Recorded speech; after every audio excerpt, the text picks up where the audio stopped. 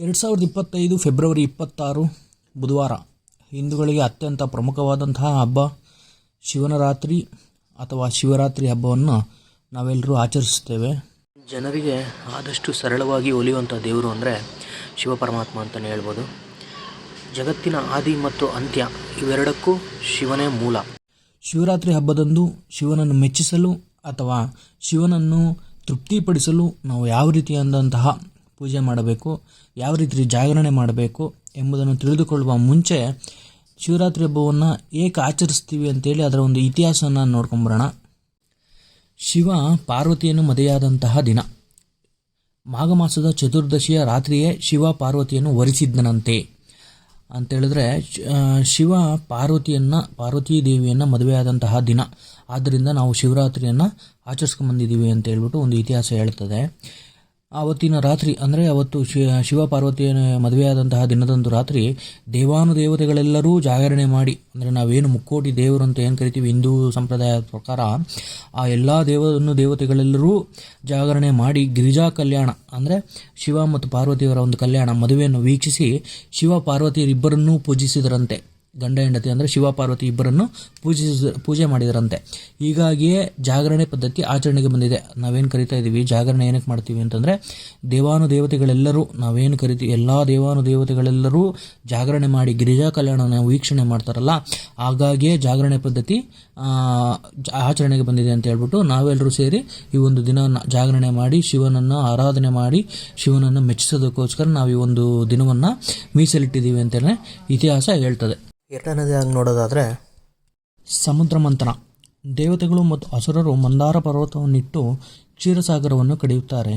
ಅಮೃತ ಅದರಲ್ಲಿ ಉದ್ಭವವಾಗುವ ಮೊದಲು ಹುಟ್ಟುವುದು ಹಾಲಾಹಲ. ಅಂದರೆ ಅದೇ ಅಮೃತ ಸಮುದ್ರದಲ್ಲಿ ಮಂದಾರ ಪರ್ವತವನ್ನಿಟ್ಟು ಅಸುರರು ಮತ್ತು ದೇವಾನುದೇವತೆಗಳು ಪೈಪೋಟಿ ಬಿದ್ದು ಅದನ್ನು ಕಡಿದು ಅದರಲ್ಲಿ ಅಮೃತ ಬರುತ್ತೆ. ಅದನ್ನು ಕುಡಿದು ನಾವು ಚಿರಂಜೀವಿಗಳಾಗಬೇಕು, ಅಂದರೆ ಸಾವೇ ಬರ್ದೋ ಥರ ಇರಬೇಕು ಅಂತ ಹೇಳ್ಬಿಟ್ಟು ಪೈಪೋಟಿಗೆ ಬಿದ್ದು ಅದನ್ನು ಮಾಡ್ತಾ ಇರ್ತಾರೆ, ಸಮುದ್ರ ಮಂಥನ ಮಾಡ್ತಾ ಇರ್ತಾರೆ.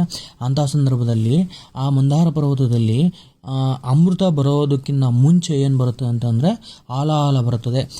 ಹಾಲಾಹಲ ಅಂದರೆ ವಿಷ ಅದರಲ್ಲಿ ಉದ್ಭವವಾಗುತ್ತದೆ. ಆ ಒಂದು ವಿಷ ಇಡೀ ಜಗತ್ತನ್ನೇ ನಾಶ ಮಾಡುವಂತಹ ಶಕ್ತಿಯನ್ನು ಹೊಂದಿರುತ್ತದೆ.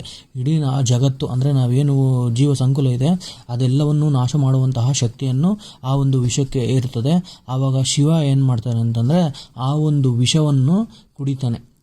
ಏನಕ್ಕೆ ಕುಡಿತಾನೆ ಅಂತಂದರೆ ಲೋಕ ಕಲ್ಯಾಣಕ್ಕಾಗಿ ಆ ಒಂದು ವಿಷವನ್ನು ಕುಡಿತಾನೆ.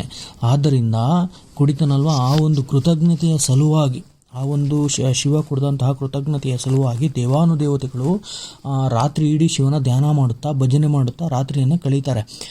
ಇದರಿಂದ ಶಿವರಾತ್ರಿ ಆಚರಿಸಲಾಗುತ್ತದೆ ಎಂಬ ಪ್ರತೀತಿ ಕೂಡ ಇದೆ.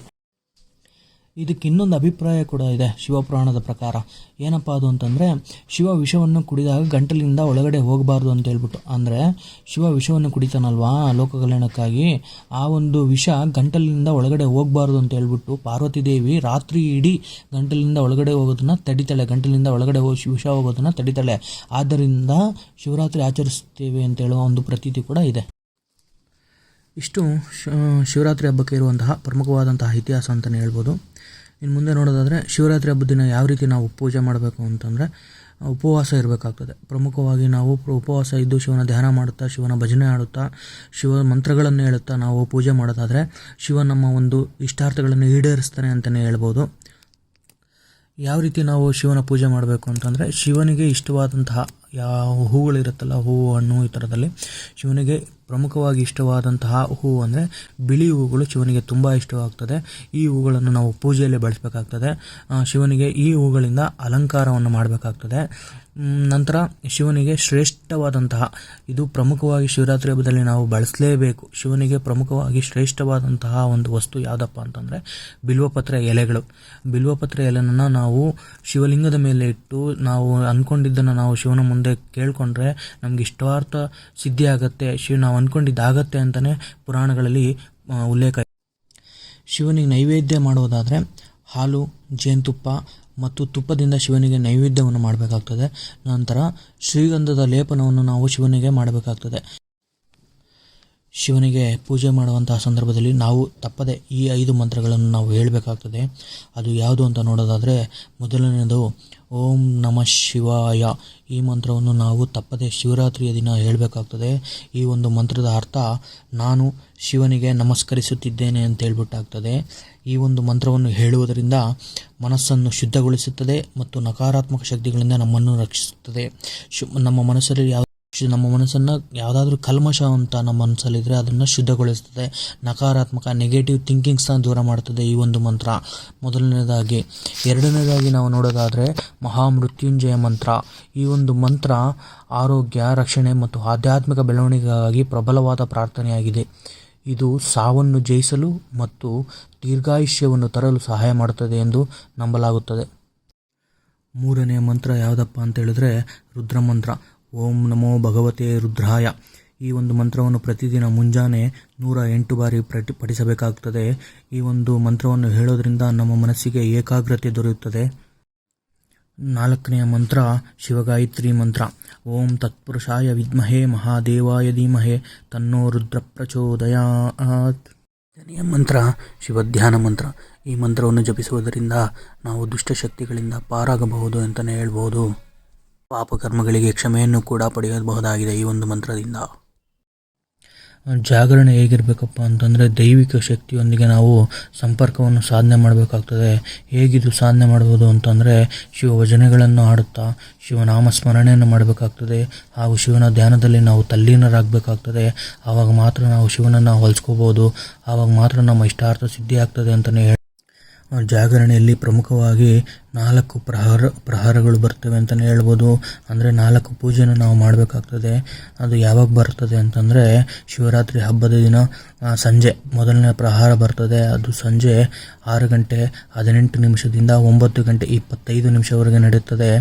ಎರಡನೆಯ ಪ್ರಹಾರ 9 ಗಂಟೆ 25 ನಿಮಿಷದಿಂದ 12 ಗಂಟೆ 33 ನಿಮಿಷದವರೆಗೆ ಇರ್ತದೆ. ಮೂರನೆಯ ಪ್ರಹಾರ 12 ಗಂಟೆ 33 ನಿಮಿಷದಿಂದ 3 ಗಂಟೆ 40 ನಿಮಿಷದವರೆಗೆ ಇರ್ತದೆ. ನಾಲ್ಕನೆಯ ಪ್ರಹಾರ 3 ಗಂಟೆ 40 ನಿಮಿಷದಿಂದ 6 ಗಂಟೆ 47 ನಿಮಿಷದವರೆಗೆ ಇರ್ತದೆ. ಈ ಒಂದು ಪ್ರತಿ ಪ್ರಹಾರದಲ್ಲೂ ನಾವು ಶಿವನಿಗೆ ಪ್ರತಿ ಹಂತದಲ್ಲೂ ನಾವು ಪ್ರಾರ್ಥನೆಗಳನ್ನು ಸಲ್ಲಿಸಬೇಕಾಗ್ತದೆ.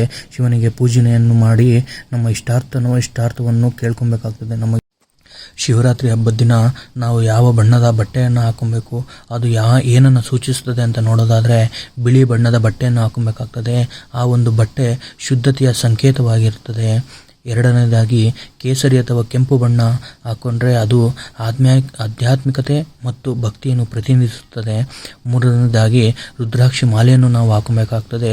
ಶಿವನೊಂದಿಗೆ ಸಂಪರ್ಕ ಸಾಧಿಸಲು ರುದ್ರಾಕ್ಷಿ ಮಾಲೆ ತುಂಬ ಅಂದರೆ ಪ್ರಮುಖವಾದಂತಹ ಪಾತ್ರ ವಹಿಸುತ್ತದೆ. ರುದ್ರಾಕ್ಷಿ ಮಾಲೆಯನ್ನು ಎಲ್ಲರೂ ಅದನ್ನು ಹಾಕೊಬೇಕಾಗ್ತದೆ. ಇಷ್ಟನ್ನು ಹೇಳ್ತಾ ನನ್ನ ವಿಡಿಯೋನ ಮುಗಿಸ್ತಾ ಇದ್ದೀನಿ. ಈ ಒಂದು ಶಿವರಾತ್ರಿ ಎಲ್ಲರಿಗೂ ಸುಖ, ಸಂತೋಷ, ಆರೋಗ್ಯ ಕೊಟ್ಟು ಎಲ್ಲರನ್ನೂ ಕಾಪಾಡಲಿ ಆ ಭಗವಂತ ಅಂತ ದೇವ್ರನಲ್ಲಿ ನಾನು ಕೇಳ್ಕೊತೀನಿ.